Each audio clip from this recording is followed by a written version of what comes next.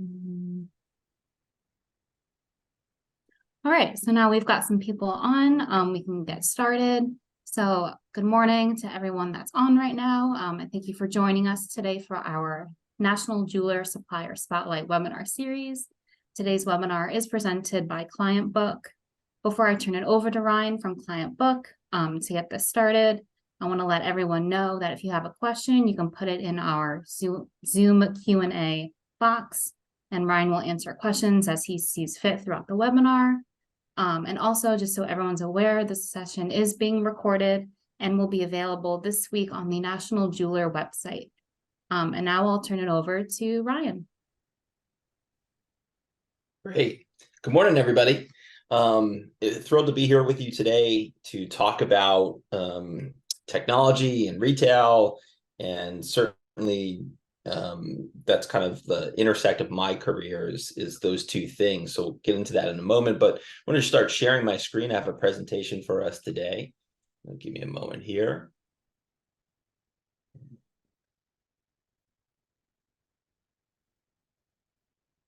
Okay. Now, all right.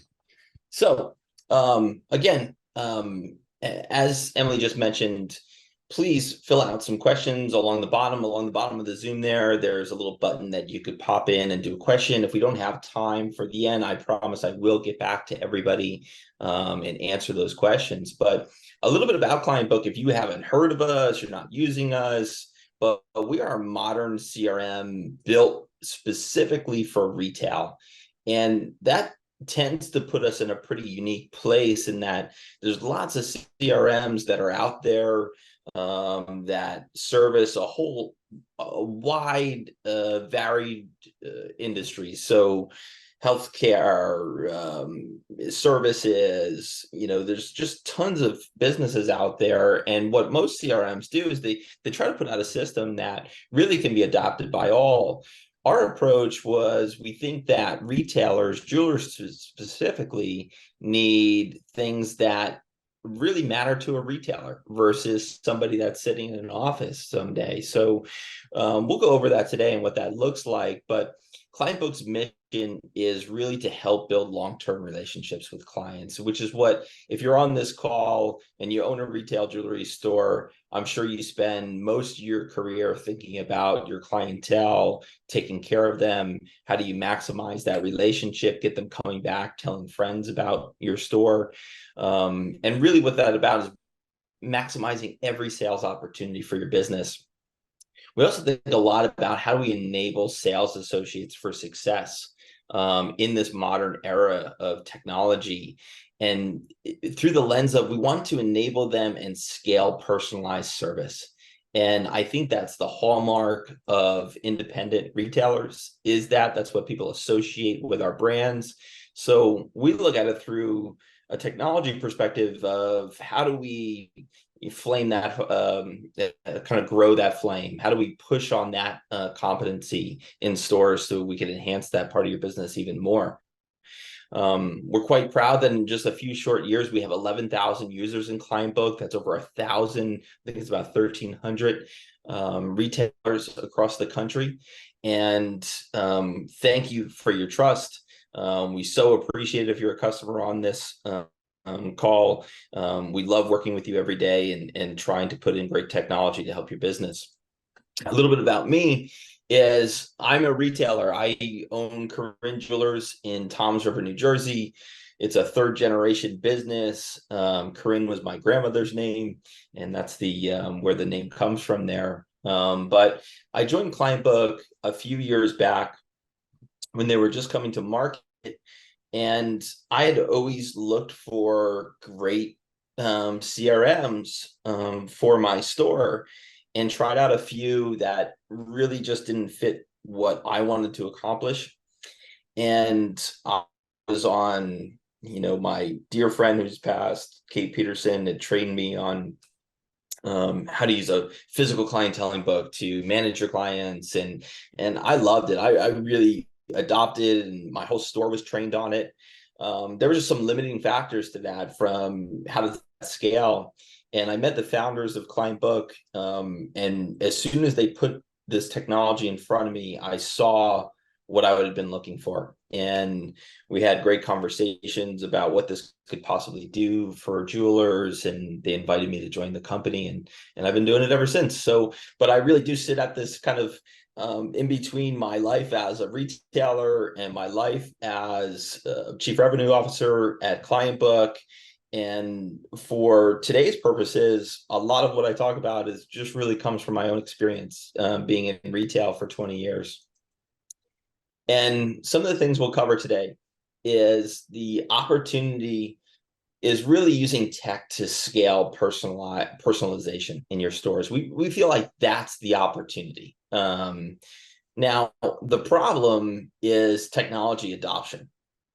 And we'll dive into these a lot deeper, but we believe the solution for that is the CRM that's specifically built for retailers. And obviously, save some time for some Q&A. So again, please put in your questions. So let's go over the opportunity that is presented to us, which, if you're on this call, you own your own store, you're in this community, you are just a trusted business advisor to your clientele. And what I always found was that it was limiting in that people, we weren't able to scale past ourselves. We had maybe 5 or so people in the store that was assisting clients, and yet we had servicing hundreds of clients a month, thousands in a year. And if I really felt that one of my key differentiators as a business was the personalized attention, how was I going to do that? How was I going to scale that? And I think that's the opportunity that we look at for, okay, that's a problem, but the opportunity is, if we were to solve that problem, what does it do for our business? And the reason that this resonates for all of us, I believe, or, I talk to a lot of retailers, and most everybody agrees that we want to do those things. Nobody gets on the call and says, I'm not really focused on client retention, or I'm not really focused on a great experience for my clients or personalized service. Everyone agrees with that. And it's pretty simple to understand why, because it really shows up in the numbers. We know that this costs less as a business, that acquiring a new customer is 5 times more expensive than retaining an existing one. So, and listen, we have limited budgets as small business retailers, right? There's not endless marketing budgets like there are at the chains or e-commerce giants. We have limited budgets. We need to make the most out of it. Convert higher. Our existing customers convert at more than 2x what a new customer is. Why? They trust you. You already earned that trust. They had a great experience. So inviting them into the store, if you could envision people that have never been in your store versus the people that have trusted you, and who's going to ultimately wind up at the cash register, well, that's a pretty easy choice. And they spend more. So they spend up to 30% more from an average ticket price point when they get to that register. So your existing customers cost a whole heck of a lot less to market to. They convert at a higher rate, and they spend more. Okay, so this is why when we get on these calls with retailers, we all agree, right, that this is such an important thing. But I like to point these things out anyway, so we come away from that call with a sense of urgency of, why aren't we doing better at this? Or why aren't we trying to solve this problem? And why isn't this at the front of our minds constantly? And we really believe that you could use modern technology that allows you to scale with ease. And our goal would be that every customer feels that from your store, that they feel that they have that one-on-one connection with a sales associate or that store brand. It's easily accessible, that relationship, and they could get a real VIP experience. So, once we talk with a retailer and we all agree that this is one of the most important things that you could do. We start shaping it towards, well, what technologies are we going to use to be able to do this? And you really can make every client feel like a VIP with personalization. It was really a great experience. You can eliminate tedious and repetitive tasks with automation. Is a great part of technology is that, if you think of those manual clienteling books that we all used, so maybe some people still on this call that are still using it, listen, it gets the job done, but it is manual, right? I mean, you're taking a sheet out, you're putting it in a specific place, and that comes with a whole host of problems with it. Is, how do I train that? How do I get people to do it every day? How do I monitor it? It's really hard. And getting data on your store and client base and products really all at your fingertips these days. It's amazing what, whether it's a client book or a modern point of sales, all the things that we have at our fingertips these days to be able to really enhance the experience of our stores and have the confidence ultimately that your store can run without you there. And that's a huge part of embracing these things that make life easier. And, with all this talk of AI out there these days, there's this kind of doom squad over here that says this is going to destroy us. And then there's the people that are really positive about it, that it's going to be this time of hyper productivity for people that embrace it. I'm absolutely on the side that this is going to be a net plus for us as an industry, leaning into these technologies. And it will provide for a level of hyperproductivity. It will provide for an easier environment to run your business if you embrace it. So again, we'll talk about that throughout the presentation, but this is something to lean into, not to be nervous about. So let's talk about retail technology in the construct of e-commerce, people shopping online, and because I think our minds tend to go here when we think through technology. And I've been doing this for 20 years now, and I could remember even first coming into the business that technology, you often kind of related that to e-commerce, and because that's what was coming into our industry. And there's giants of Blue Nile and James Allen and everybody, and we all think through like, well, how do we use our websites to sell to people? And that's how we embrace technology. And I think there's some flaws in that, honestly, of kind of what we look at and what we should lean into. So this stat is interesting. And this was a survey done recently in 2023, and this is in jewelry. This is just across all of retail. So it's very skewed, but just to give some perspective here, that even across all of retail, the majority of purchases are still made in person. And if we were to look at the numbers in our industry specifically, this would be at best half of this. It's even lower. I don't think we've ever gone above 20% as an industry. Now, it has gone up each year, but it has not rocketed up the way it has in apparel and other retail industries. And we know what that means. It's because people like personalization. They like going to a store and learning, and they're, quite frankly, they're a little nervous about buying jewelry online without somebody to help them. Now, so for some perspective here, should we really be so concerned with how do we optimize selling through these great technologies to people outside of our store? Maybe that should be something we're thinking about.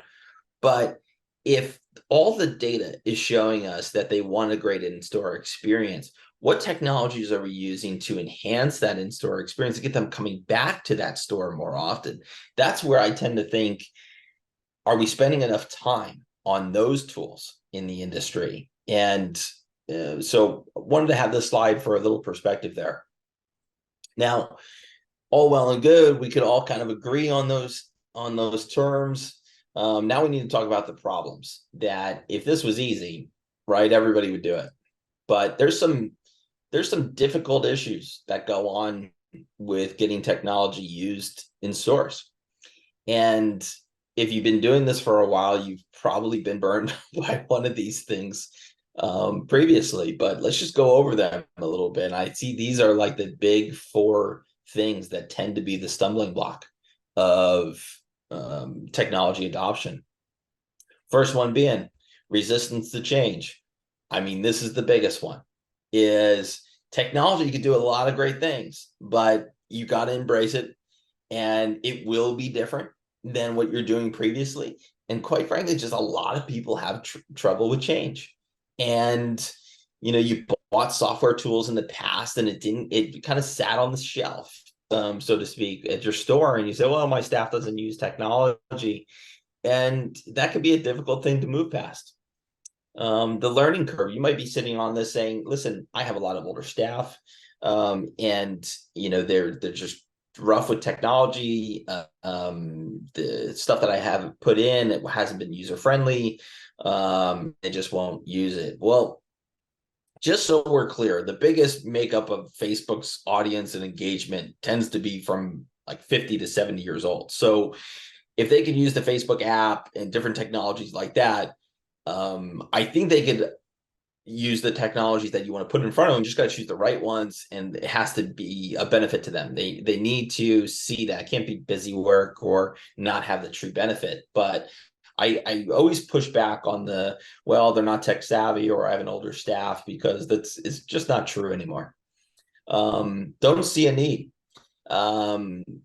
This was a big one through COVID, I feel like, but it's becoming less of a factor now, in that when times are so good, it's hard to institute change because, well, God, we got more business than we can handle. Sales are huge. I'm up 50%.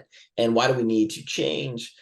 I mean, that's often the precursor to failure, though, right? Is that it was all good until it wasn't. So we should always be looking to enhance and optimize our businesses regardless of the environment. But I think now, with the economy where it is, we're kind of all looking at, how can I do more with less? How can I optimize my businesses? And technology is a great way for us to do that now and in the coming years.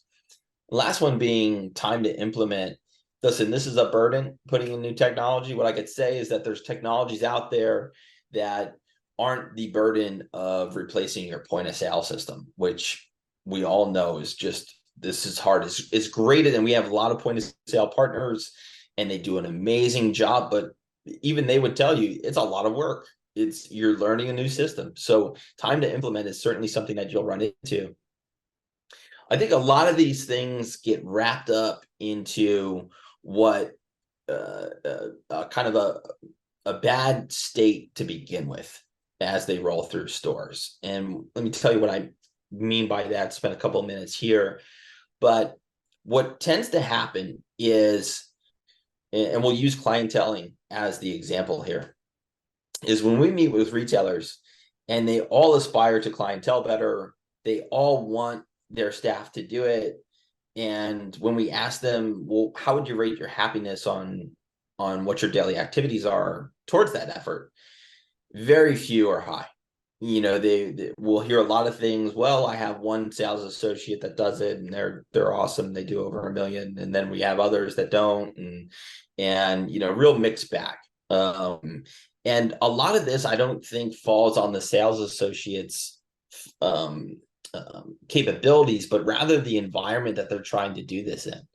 So, in most stores today, they're going through a lot of different things in order to make those clienteling efforts happen. So that could be everything from, they're combining things that they have in a point of sale system. Obviously, that's the anchor of your store that's collecting all that data. And then they're using that point of sale system and connecting maybe their personal devices with it. Maybe it's a third-party messaging app. Maybe they still have physical notebooks. Sticky notes is always our favorites, that there's just a sticky note reminder to call that customer, and it's in somebody's drawer somewhere. And then lastly, spreadsheets of, even tracking allocated watches of just all these things. And if you think about it in those terms, a sales associate would have to navigate all of those areas in order to clientele every day and do it effectively. And that's just a recipe for failure, really. I mean, it just doesn't scale. It's not easy. And your one percenters out there are going to be able to navigate this, but that's not something that you want to plan for. So this is truly a problem that needs to be addressed through technology. So we'll spend the last 10 minutes here going through a handful of things here, and we'll do it through the lens of ClientBook, obviously, of how we look to solve some of these things. Now, we lean into CRM again because we feel that above anything else, this is the hallmark of what makes independent jewelers who they are in their markets. It's how they take care of people, their attention, their personalization, and we want to do that at scale. And we found that there's 4 things that we need to do in order to do that and solve the problems that we saw on the previous screens here. And number 1 being that information needs to be all in one place. This not everything about your store, but the clienteling efforts need to be all in one place. So we need to clear up that kind of mixed bag of where they're going for their information.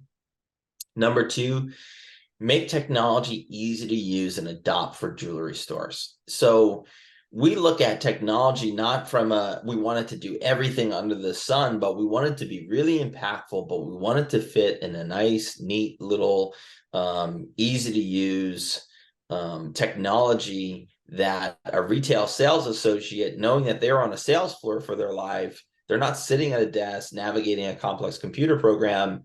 They need to be able to do things quickly. 3, we have to automate because that sales associate is responsible for, maybe they're responsible for $1 million at the store, 800,000. That's a whole lot of customers that they're servicing in a given year. And if we want those customers to come back, if we want them to invite more people into the store, we need to give them the ability to automate some of those things or automate that kind of personal assistant for themselves to be able to reach out to their customers at scale. And then lastly, to be able to measure these things. We often don't measure our clienteling efforts. We want them to be done, but we don't have a great means to be able to measure them. I'm going to bucket some technologies all in one place, or through 4 different categories here, and one of them being client management. What that means to us is client management at your fingertips. While there is a web-based version of ClientBook, we talk a lot about apps because we feel that there's a reason that they are so dominant in technology now through our smartphones or iPads or really anything that we're using. And it's because everything is a quick motion. And that's what our lives are, right? In retail. So client management at your fingertips, you're going to be able to simply click and get a unique client profile. It'll see transaction history, look at their wish list, and tags is a way that we use to segment clients of who's the VIP and who are customers that maybe haven't been in a while, really being able to kind of pull this information apart, and it's all done from the palm of your hand.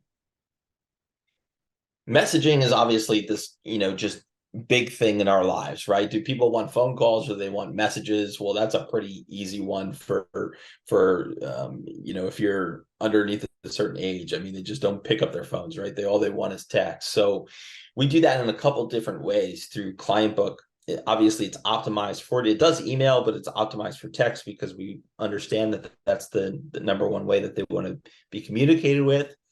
But we want it to be personalized. We don't want it to come off in a way that just seems, like the bad experience you get at a chain or some e-commerce giant that, you're on their web chat and it's just really coming off bad. We want this to be personalized because we know that's what your benefit is. But we collect all these things from individual chats to what's coming in through a web chat, a mass message campaign, to maybe even some templates that we could suggest, great ways to respond.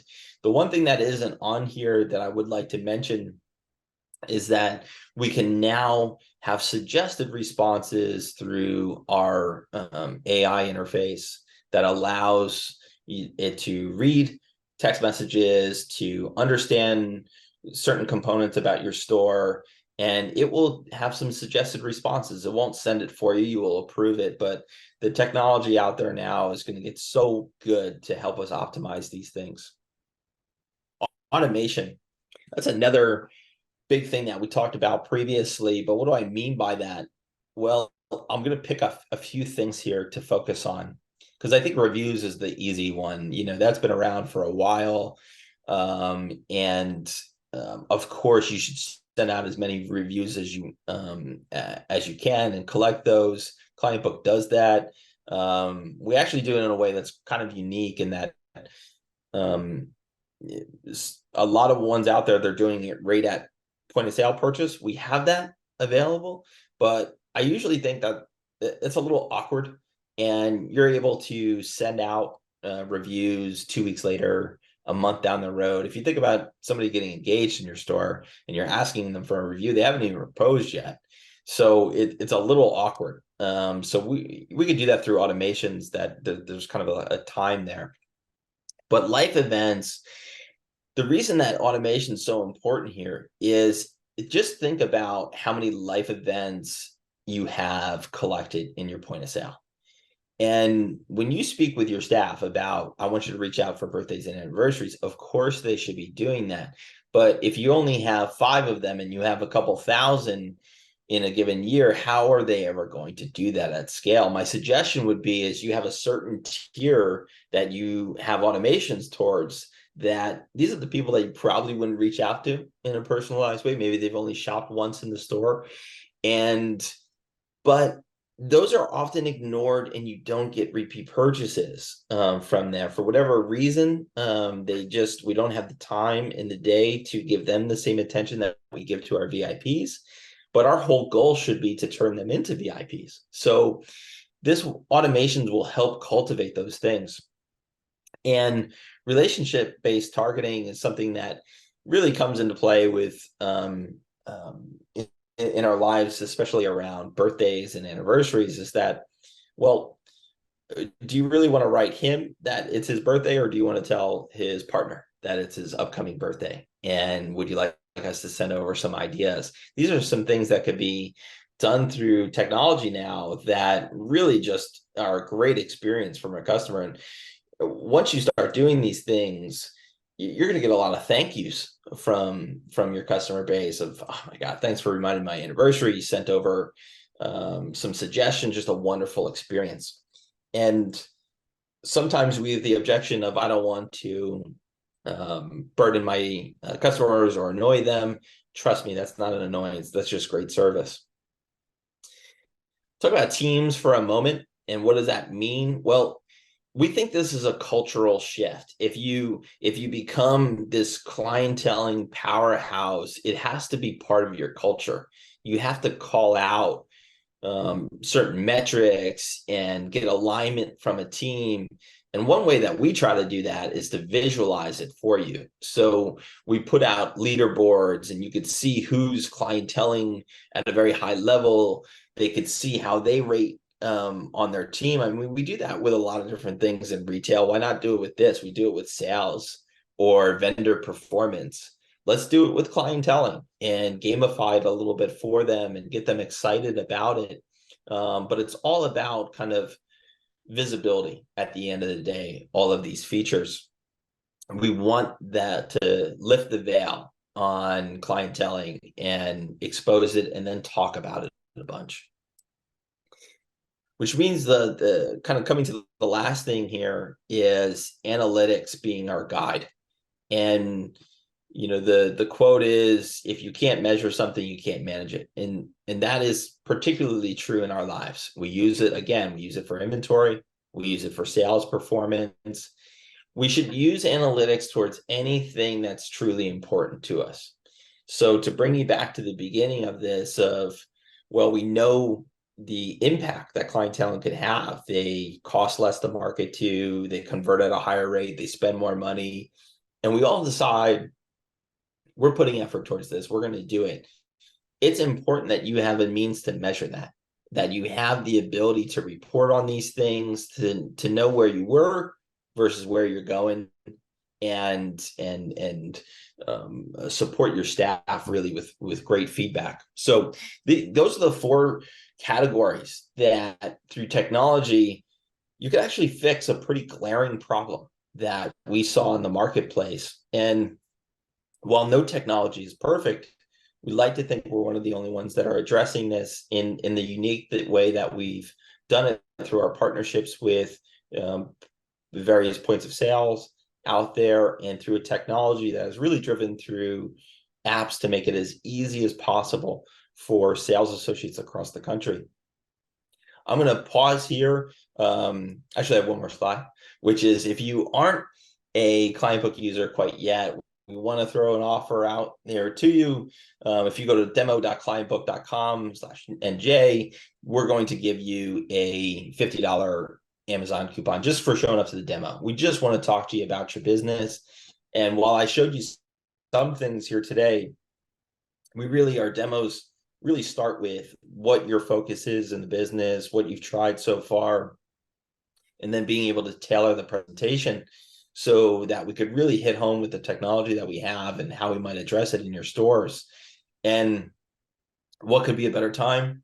We're sitting here early October, and we're all thinking one thing, right? What is December going to be like? Well, the opportunity for us is really saying we're only going to worry about that so much. I'm going to just focus on the things I can do to make the best Christmas we've had yet. So with that, I want to take some questions now. So I'll stop sharing my screen and go into the Q&A here. And again, if we don't get to your question, I'll certainly follow up. Okay. I don't have anybody joining me here to read the question, so just pardon me for a moment while I read this. The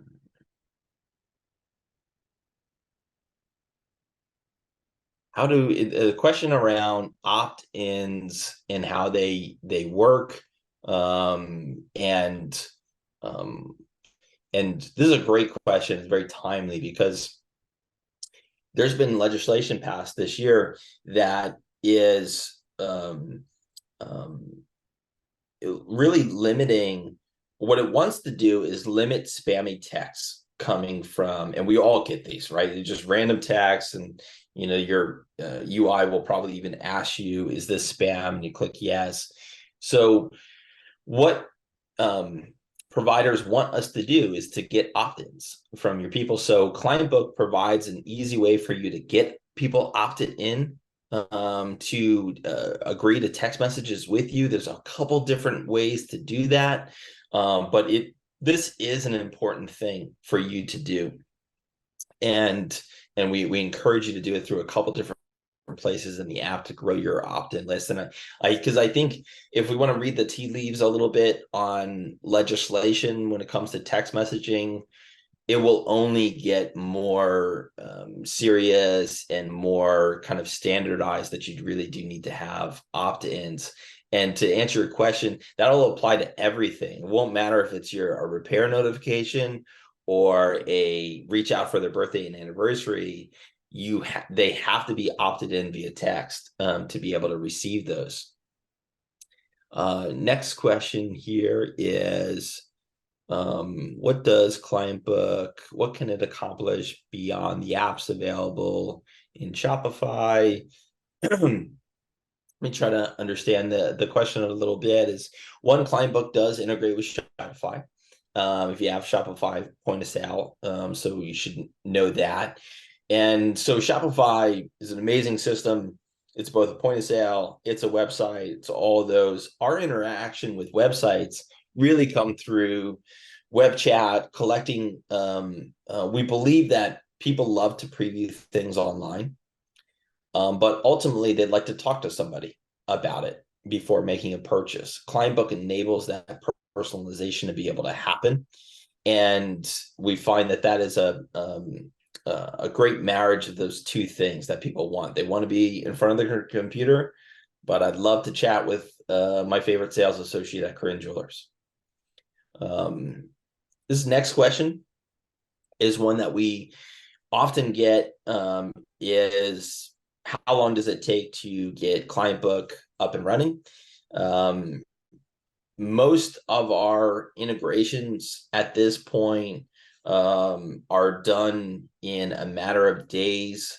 I think the Edge integration now is about 24 hours and it's live. We do need to host a phone number for you. That could then take 2 or 3 days. But to answer your question, over a 2-week period, not only do we accomplish getting all your data into ClientBook, but we're training. We have 2 or 3 store trainings in that time, and we're ready to launch after that period. And you're assigned a customer success agent at ClientBook that, because ClientBook does a lot. So we want to find out from you, well, what would you want it to do in the first 30 days or the first 60 days? Let's accomplish that first, and then let's roll out something else, another initiative. So we don't go away from a training perspective. We get you launched, get you trained on ClientBook, but then we have monthly check-ins where we want to know how the business is, what can we do to enhance it, what other features are you not using in ClientBook that we can teach the staff about, roll out, see if we can make an improvement in the business. So we don't sign you up and walk away. And we're very appreciative of our retailers. I think that looks like it for now, guys, from a question standpoint. But thank you so much for being with me here this morning.